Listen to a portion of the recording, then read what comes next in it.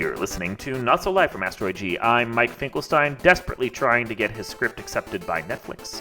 With me, as always, is... It's Mike the Ghoul here to talk some more stuff with y'all. We are going to be discussing streaming services this time. It's been a year or so since the last time I did a check-in on this podcast with any of the hosts about any of the streaming services. I'm pretty sure Josh and I discussed Netflix and HBO Max at certain points back when it was HBO Max. But a lot has actually shifted in the last 6 months to a year, and it's worth touching upon some of that because even a year ago, it felt like we had a ton of streaming services that were all competing and all looking to get our eyeballs, all coming out of COVID, desperate for our COVID money. And wow, the last year has been quite sobering for most of the streaming services. As they've all been failing, they're all floundering around, and they're all realizing that there has been one company that has won the streaming wars, and that's Netflix. Yeah, this like I guess you'd call this oversaturation of the market. You literally, like, my wife and I got a particular view on this too. We cut the cord on cable probably about 3 years ago and just went to streaming because it was going to save us a little bit of money. And for a while it did. And now you realize, like, the exorbitant prices that you pay for all this stuff, it's literally the same price as paying for cable. I don't know what's a win anymore. It's not. I cut the cord about a decade ago, more or less, because I was just like, I'm not watching most of the channels here. What I am watching is basically, at the time, because I think it was still Jon Stewart for a little bit, and we were heading into the Trevor Noah era. The Daily Show at midnight, maybe a couple other shows I would TiVo, and almost all of that was either on their website, on YouTube, or on a streaming service, which at that point was basically Netflix or Hulu. Like, when I unplugged, there were only really 3 streaming services. There was Netflix, Hulu, and the CW app. Because for whatever reason, the fucking CW was on it technologically, even though all their shows were crap. So if I wanted to watch anything, streaming-wise, it was like HBO, NBC, Fox. They were all on Hulu. CBS had their own pay subscription through their website, and I'm just like, well, it's all old people shit, so I just don't care. I can lose one of the networks, oh darn. And then everything else would either get dumped on YouTube for clips. Like, you could go watch most of the Daily Show episodes in pieces on fucking YouTube. And you still can, which is great. I love keeping up with it that way. And then you could watch everything else that wasn't on Hulu on Netflix. And it was all just fucking there. And it was great. And then, like, COVID hit, and everyone's like, we need our own streaming services because Netflix is making way too much money and we're not making any piece of it. I mean, they were making licensing, but it wasn't. They were like, we could make more. We could make Netflix money. Yeah, we want our piece of the pie too. Yeah, so everyone pulled their shit off of Netflix and went to Disney Plus and Paramount Plus and every other fucking plus you can think of because no one's creative about fucking I'm names. looking at a list here I just like pulled up, and like and this isn't even all of them, and it's like 50, and I'm just I don't even know like what and like I ran into this problem this year too, like you said, because I cut the cord and I usually will pick up something like Sling TV or Fubo or something come sports season. I'm a sport fan and I want to watch my NFL, I want to watch my Red Zone, I need my football, like that's what I need. And you gotta, I find out this year that, like, not only do I need this service, right? I need my Sling TV to be able to get my Red Zone, but I need NBC Sports to be able to watch Sunday Night Football. I need the ESPN on something, thankfully on Sling, to be able to watch any college game I want. I cannot watch some college games because they're exclusively to Fox or NBC or CBS. I'm not paying for 7 different streaming services to watch one game. It is insanity. The stuff you got to, the hoops you have to jump through right now just to watch a football game or any kind of like TV show for that matter that you want to watch. It's bizarre. So what happened is like everyone's talking, it's moved towards being like cable, except it hasn't exactly. Because when you subscribe to cable, you're paying like out the nose, $150, $200 for everything. But it's basically you get basic channels, or you get a huge chunk of cable, or you get the rest of cable plus some movie channels, and that's it. It's 3 bundles. But here you can pick and choose. And this is, what everyone always said, I want to go a la carte. I want to be able to choose the channels I pay for and only pay like a couple bucks per channel. More or less, that's what we have right now, but it's a weird mix of things that are on the various services. And that's, I think that's the thing that people are struggling with is, it was like, okay, I can get I can get Netflix and Hulu. Oh, HBO has one, but that's the only other one, and it's a good service. I'll get HBO. Oh, Disney has one. I guess I can pay for that one too. And then they all started increasing their prices drastically. And then Paramount came out, and Peacock, which I don't even bother with, came out, and Apple came out. And now there's a bunch of other ones like Shudder and other things. And you're like, okay, so each one of these is at least $10. at least, because no one charges cheaply anymore.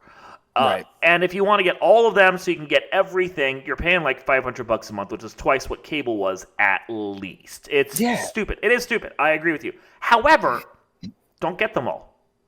Yes, some stuff does get removed from streaming networks from time to time, but oh darn, I miss out on something. I don't have FOMO about some bullshit third-tier Netflix show no one was watching anyway, okay? Right. But right now I'm paying $20 for Netflix. I think I'm paying another $20 for Disney plus Hulu, because that's a decent bundle right there, and I don't care about sports.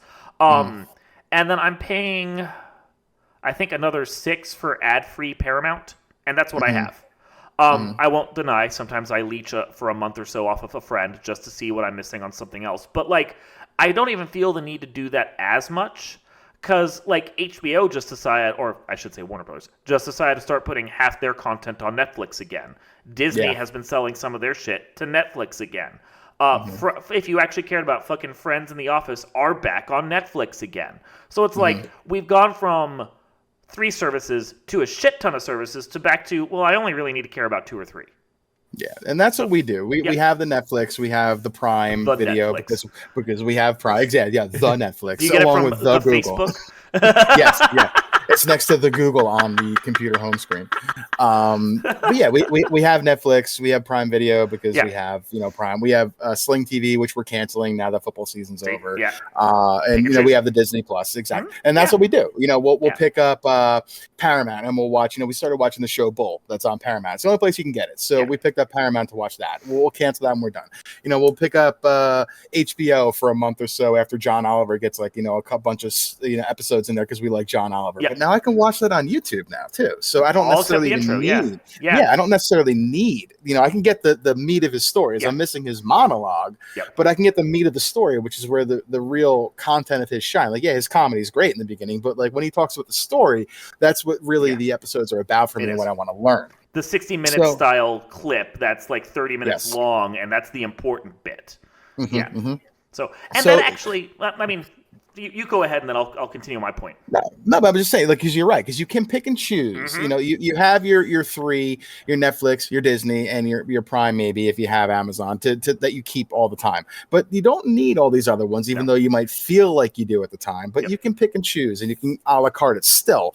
But it is extreme if you try to do that, especially if you try to watch multiple things or multiple sports. For someone like me, where I'm like, all right, let me drop $5 on this for a month to get this show, and let me drop another $5 over here, and it's so frustrating that it's just not all in one spot unless I want to get cable, and I'm never going to do that again. No. Once you unplug, you're like, I only need the internet, and this is the thing that Netflix acknowledges, that I think is very telling about where the industry is at. Yes, sir, there's 50 fucking streaming services, and maybe at some point I'll decide to get Shudder because I love horror, and if it's good, I'll let you know, and then you can get Shudder. But I have friends that have gotten rid of Paramount and have gotten rid of HBO. I still keep Paramount around even with the ads because I want Star Trek. And they will have my money for as long as they're making new Star Trek. The second they stop making new Star Trek, Paramount loses my money. But I want my Star Trek. I'm a giant Trekkie. I'm going to do it. It's like Disney Plus is there specifically so Becky can get her Star Wars. We are a 2 sci-fi franchise family. It's weird to have it introduced this way. The war continues, but we have to have those apps. But they're getting rid of HBO Max, and I can't even blame them for that. Or I guess just Max now, because half that shit's in Netflix. So who cares?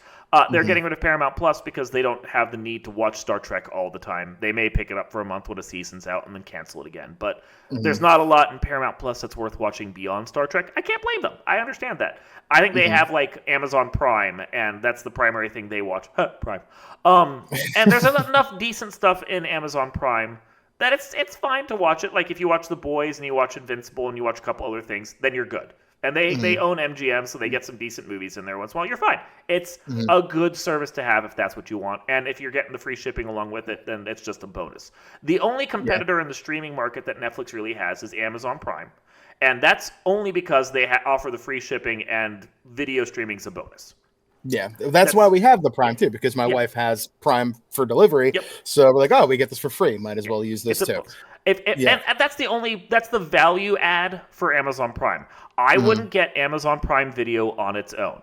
But if I wanted the delivery, then the Amazon Prime Video on top of that is worth money. Like, it's just, they're adding ads, and it's not as good a value as it used to be. But still, it's Amazon Prime. Like, you're getting your shipping, and then you also get this video service. But as far as Netflix is concerned, this is the really telling part. They're like, the other streaming services aren't our competitors. YouTube is our competitor, and Twitch, and TikTok, and Fortnite. Those are the things that are taking people's eyeballs away from Netflix on a consistent basis. And honestly, it's not a flex on their part. They're just right.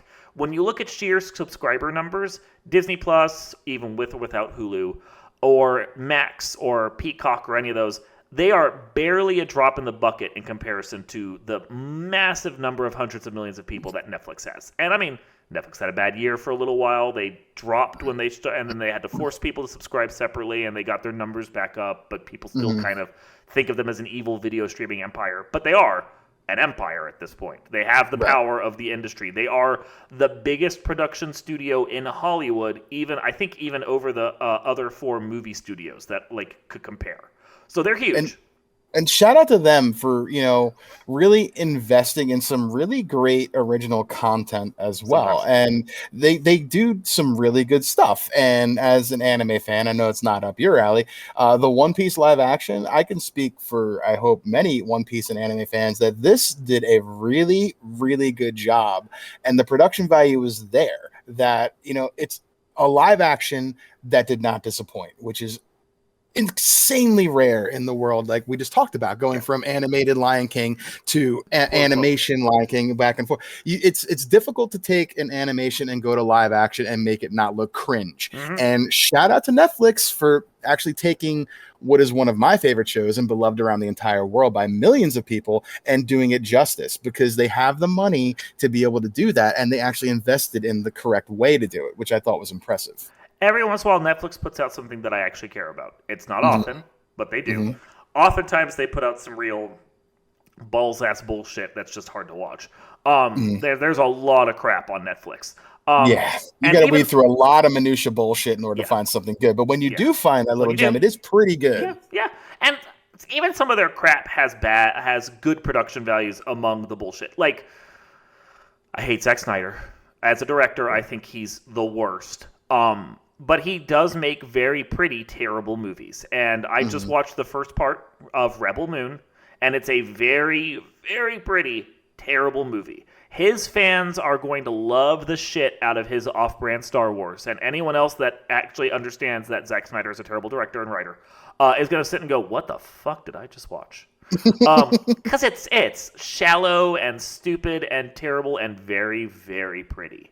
As I said in my review of it. But that's the thing. It's the compromise you get with Netflix. Yes, I may have to wade through shit. Yes, a lot of their crap is crap. Every once in a while they produce something good, and it justifies their whole original production scheme. And then they have a bunch of other people's crap on their network that's just worth watching. But most of what I watch during the day is YouTube. I'm not going to lie. They're right. Where my eyeballs are sitting during the day is very often on YouTube. I have a bunch of channels I subscribe to. I have a bunch of people I watch. I love seeing all the random content that comes up, and it's constant because everyone's uploading to YouTube. And then, as you said, Daily Show comes up, Jon Stewart comes up, John Oliver comes up. I'm watching some of that shit as well, and I'm like, well, I've got everything I need. Part of me is like, why am I even paying for Netflix? Because most of this shit is here. But I think if I didn't run a website where I had to review crap, I might not have any streaming services. I could see that. Yeah. And there is, I usually gravitate toward the documentaries on Netflix. I think some of those are pretty cool. Like, there's some really good ones on there. That investigative murder porn South Park angle of stuff you want to watch and whatnot. There's some really good quality stuff on there as far as their original content like that. But there's also just an absolute minutia of bullshit that you got to wade through to find anything. Yeah. And I think you're right. I think with the way YouTube, like when I come home, I turn my TV on. What do I go to on my Roku? First thing, I go to YouTube. Yep. And that's where I watch my majority of my content. I get my news from there. I get my, my streamers that I can't catch live on Twitch. I get their content on there. And it's just something that it's just a part of what I do on a daily basis. And I'm sure it's the same way for a lot of people. Yeah. I would watch more Twitch if Twitch wasn't so omnipresent with its ads. They just force them down your throat, and I can't take it. But I hate that, like, you think it's a 30-second ad break, and next thing you know, you look, it's like 90 seconds, 2 minutes, 30 seconds. I'm like, and I got the streamer in the corner all small. I can't hear because I'm listening to some stupid car ad. I'm like, why? Why do you do this? Why? Well, and YouTube has been doing the same thing over time. They've started inserting Yes. ads every 5 to 7 minutes. And it's ridiculous the number of ad breaks that are in there at this point.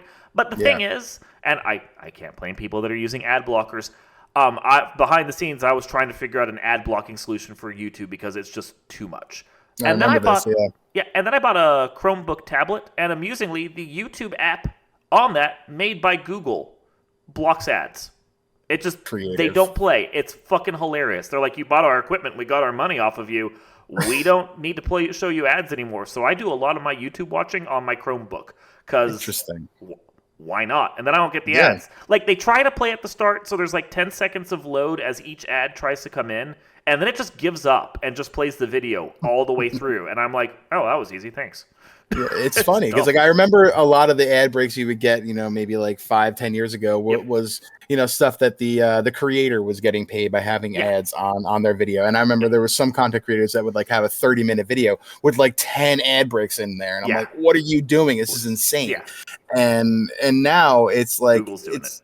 Exactly. And it's frustrating a bit because you used to be able to skip them, but recently in the last several months, like sometimes I'll see the little dial, it's like 5 seconds, and then that 5 kicks up to a 30 and goes to another commercial that I gotta wait through. I'm like, what are you doing? Why can't I skip this? It's driving me absolutely insane. I've said to my wife several times, like, they're almost ready to get my money for YouTube Premium so I don't gotta watch ads, but I'm not quite there. But buy a Chromebook. That's the secret solution. I don't know why it works, but it works, and I'm happy as long as it's working.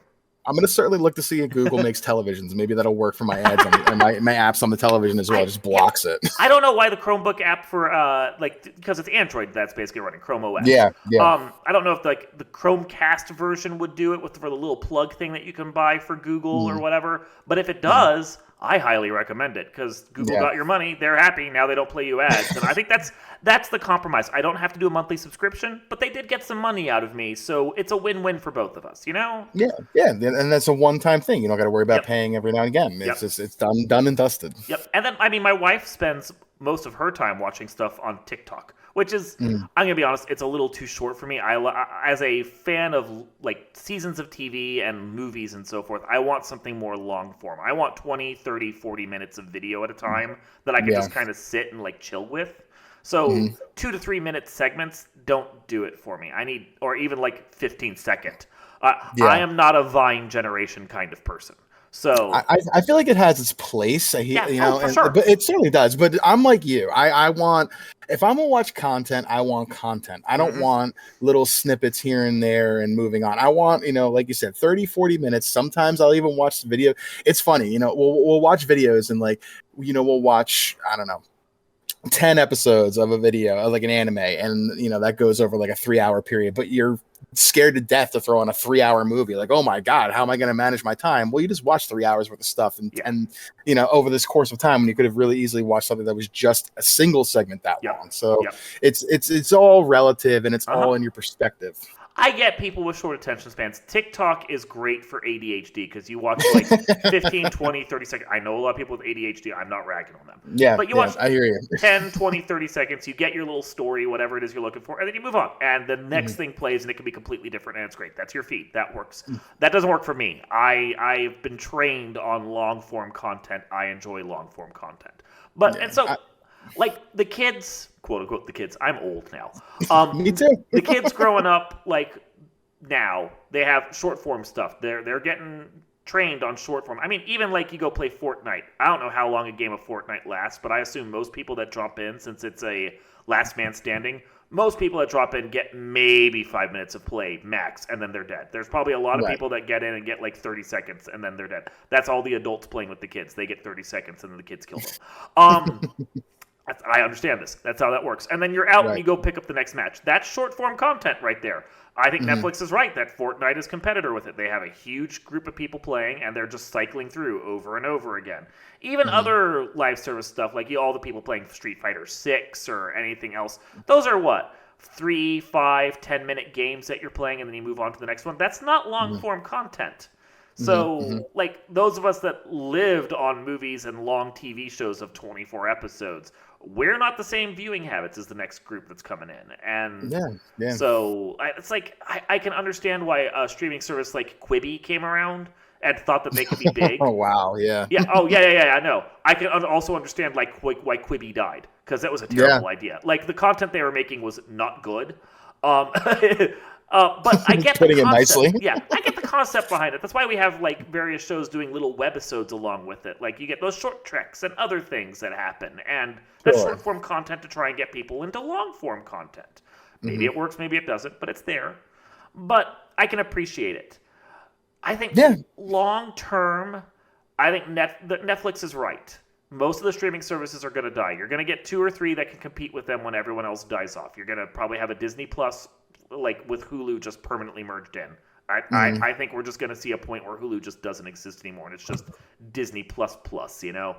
I don't foresee Max in its current form sustaining itself. I think someone's going to end up buying Warner Brothers, and then they'll merge their streaming service in with Warner Brothers and whoever else they own.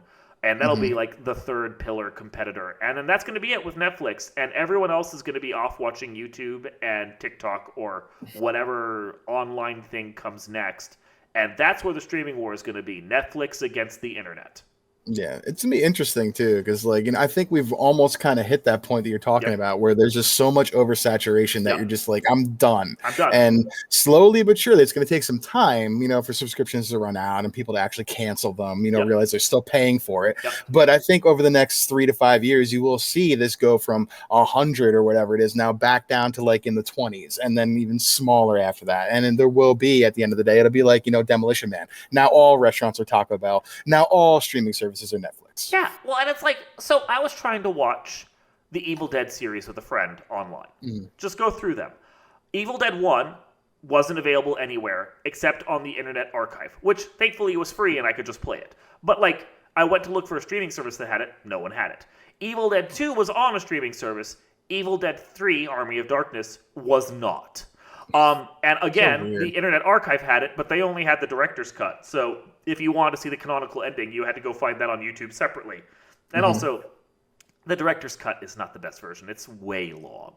And then you go and try and find the other ones, and they're on different streaming services as well. And it's like, this is one series of one movie that I wanted to watch straight through in order. And I couldn't even find them in order. I had to like start with the fourth of them, the new version of Evil Dead from 2013. Right. Then I found the first one, and then we got to watch the fifth one before I could find the second and third. And I'm just like, this is ridiculous. Okay, guys, this is just dumb.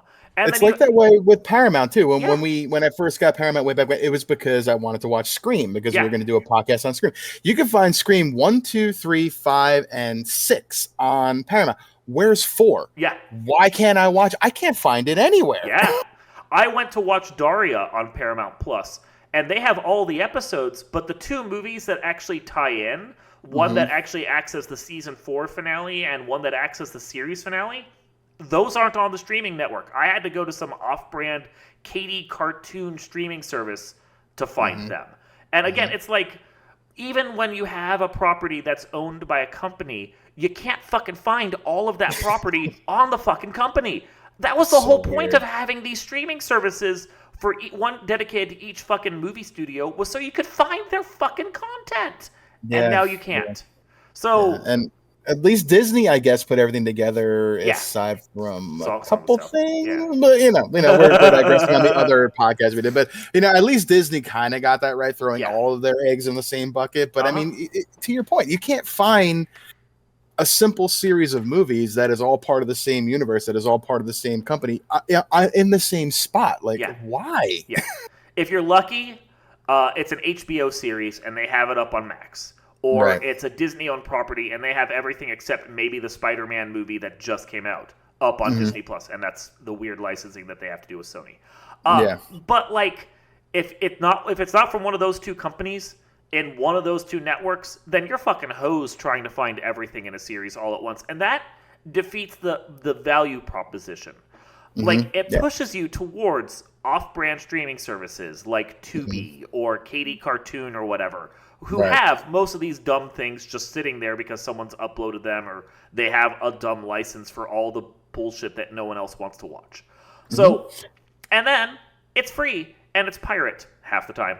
But it's just sitting up there. So why am I paying for a service? Or I go to YouTube and someone's decided to upload. Or, a couple years ago, I watched Hackers in 2-minute chunks on Twitter because someone posted it in one long thread in 2-minute chunks and then eventually got removed. But watching Hackers from 1995 in 2-minute chunks in posts on Twitter felt like the perfect way to watch Hackers. I'm just telling you, okay? I'm envisioning that in my mind. Like, what a fantastic movie that is, too. To see it look just like that, I feel like that is almost the original intent. Yeah, it was so bad. And it's like a bunch of kids hacking into companies and doing pirate things. And I'm like, and I'm watching this in an illegal feed on Twitter in 2-minute chunks. It was perfection. It's so good. I love that. That's a great story. So, like, getting back to our original point of this whole podcast is in 5 years when we're doing one of these podcasts again, I fully expect you and I to sit there going, I have one streaming service each. This is the one I'm doing. It has most of what I want. And then the rest of the shit that I'm getting is on like Kick or Twitch or YouTube. That's all I watch now. Yeah, I agree. Yeah. I think that's definitely the direction we're heading. There's too much. There's too much out there. There's too many places to choose from. It's too confusing. I'm just gonna keep what I have, walk away, and see what happens in a couple years, and then I'll just consolidate from there. Yeah. The one benefit of all of this is people are starting to get this message that the streaming services aren't reliable, aren't keeping their content, and you can't have one or two to get you everything. Because DVD sales, it's not big, but DVD sales are back on the rise.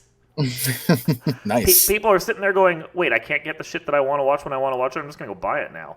And it's the younger generations that are doing this too, which gives me hope. Like with records, with fucking CDs. They hit a low point and they've started climbing back up because people are like, I actually want a little of this physical media. Some of this is actually worth owning. So I don't know that it's ever going to get back to the point where DVDs are the reliable income stream for studios that they were at one point. Like a movie would come out, it'd make half its money in theaters, and then make the rest of its money on DVD, and it would find its audience in one of those two areas, and it was great. That doesn't happen it would end up in the $5 bin at Target, and it would suddenly sell millions of copies because it was $5, and then all of a sudden it was making money. And everyone loved it, and then the studio was like, "Well, we recouped our expenses. That was great." You can't do that now. If the movie doesn't make its money in the theater, it's a bomb. It's gone. And that's unfortunate because there's a lot of good stuff released that studios just don't treat right anymore. And there's other stuff they won't even make because they can't even rely on DVD sales. Maybe that changes and it climbs enough that studios are willing to take a risk. I don't think that's going to be the case. But if anything that keeps physical media around to keep me happy, and this is all about me, I'm perfectly okay with. Yeah, I agree. I had quite the DVD collection back in the day. I still do. I got several hundred, that I have, all kinds of movies from horror to sports related to, action to drama, romance, you name it. And it was nice to have those. Like, I feel like watching, The Program. I'm going to go watch The Program. I got that on DVD. I can't necessarily find that anywhere else. Or I want to go watch, a little more recent, but I watch some of the Harry Potters. Like, I have all of those. So, like, I can watch them. I can get them anywhere else on a streaming service. But the point is, but the point is, I have it in myself, in my possession, and this world of and then this world of I want it at my fingertips. I want it yesterday.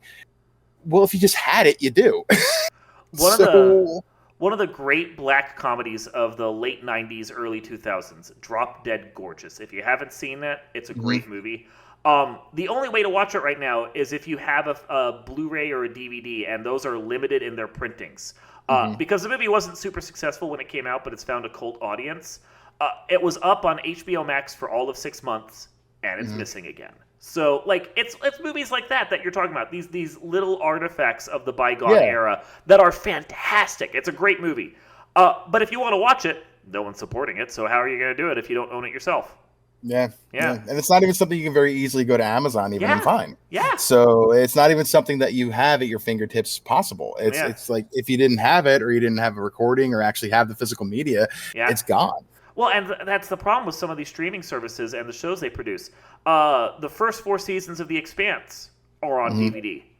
The 5th and 6th that were exclusively produced by Amazon never got a release. Amazon has no interest in it. What happens when Amazon decides to remove The Expanse? I doubt they will. Everyone loves that show. But, like, what if they decide they're going to remove it?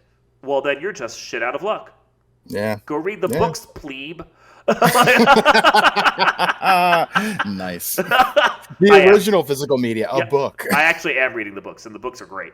But, like, if you want to watch the show past the 4th season and you don't have Amazon Prime, or they get removed for some reason, you're fucked. And I do feel bad for the people that produce stuff exclusively on YouTube, because some of them, sure, they can make a little DVD and sell it to their fans, but a lot of that stuff that gets produced, it's lost in the ether the second channel gets removed or YouTube decides to copyright strike it or something. So, there's a lot of stuff that's being produced on all of these, and I'm talking all the streaming services, not just the pay-for ones, that you're sitting there going, one day this could all go away, and then we've just lost an entire generation's worth of content. Yeah, it's funny how that happens too with the content strikes. There's a YouTube creator that I watch. His name's Totally Not Mark, and he does a lot of really great videos, really well produced about anime and stuff like that. Sure. And he got content struck by the Toei Animation or something from Japan, and literally within like a day, out of like his 100 videos, there was like 3 that were left online, and his entire channel was just gone. And this is this man's livelihood. Like, he has people, it's a business. He has people that he has to pay. Like, he has bills. This is how he makes his money. And then it was just gone. Yeah. And he got it back over time, and they figured it out. And it was a misunderstanding in the translation, and whatnot. But it's something like that just shouldn't happen to somebody. Like, come on. And that indicates another problem, is that a lot of these networks that we're talking about YouTube and TikTok and all that, they're international companies that serve an international audience. And now we're dealing with international copyright. Because, like, his discussions in English on YouTube for an American audience are, as far as America is concerned, United States, fair use. But Japan has a very different and far more limited view of fair use. They don't even have parody laws. So, like, if Japan says that this is a copyright strike, how do you argue that? Because maybe it is a copyright strike for them, and maybe you are fucked just for discussing an anime show. Like, so... It's wild, and it definitely like makes you think like the fragility of it. Any day could be your last, and it's sad that happens to people. And like that was a big content creator, and he was able to get his voice heard by a company half a world away. So what happens to the little guys that just gone? I mean, it's scary. We're part of the Final Fantasy Randomizer community. We do games. I saw, and I've disputed it. I have to go check and see whether or not the dispute actually went through. Someone put a copyright claim on one of our videos. It was from the winter marathon we just did, and it was a Zelda song that was claimed as some techno song. It wasn't. It's a false strike. I'm trying to dispute it, but that company just tried to monetize on our video for a free marathon, and we don't do ads on our videos. What if Nintendo had come in and said, no, you're just not allowed to have it at all? Google has, in the past, honored Nintendo's claims on game footage, even when there's no, reason why it's not fair use as far as playing a game and sharing that online as far as America is concerned. But Japan has a problem with that, and Google honors it, and Nintendo takes crap down all the time. Could they shut down our channel, or Square, or someone like that? Yes, they could. And then we've just lost our audience and all of our videos that we have out there simply to share with people. So that people complain about the streaming services and how they'll produce shows and then cancel after a season, and that's legitimate. Or how they'll remove a bunch of content to save on tax breaks, and that's legitimate. But then you're talking about YouTube, which is bigger than all of those streaming services combined. And the amount of crap that they will just remove willy-nilly without even a second concern, because that's how the laws are written, that's a concern we really need to tackle at some point as well. Yeah, and I hope we get to the point where, we actually have people that are able to be taking care of this instead of, trusting it to an algorithm or whatever it is that they are doing. Because, I'm not oblivious to the fact of the amount of content that goes up in there is massive, and how do you sort that, and how do you do it right, and how do you get the amount of staffing to even do that? I get it, it's a logistical nightmare, but at the same time, this is a lot of people make their money, and if you're allowing just some random equation to dictate if they should get copyright struck or not, then that's insanity to me. I mean, it could be, you could be uploading a video about Mario Maker, and then all of a sudden Nintendo's like, nope, copyright strike, and then your entire existence is gone. Legitimately has happened. Yeah, it has, and it's crazy to think about. Yep. But it's true, and in this world of media and this world of everything at your fingertip, it's fragile at the same time, while being oversaturated. It's very fragile. Yep. So, streaming dystopia. I think that's the lesson we're learning here. I figured this would be a more upbeat podcast than it was, but damn, it got kind of downer there. It was a good discussion. I for one welcome my Netflix overlord, and I cannot wait for them. I can't wait to get the tattoo on my forehead. Ba-bom! Yes. This has been Not So Live from Asteroid G, thankfully funded by ourselves on our own website, so we can't get shut down by YouTube. I'm Mike Finkelstein. And I am Mike the Ghoul. Y'all have a good one. Thanks, folks.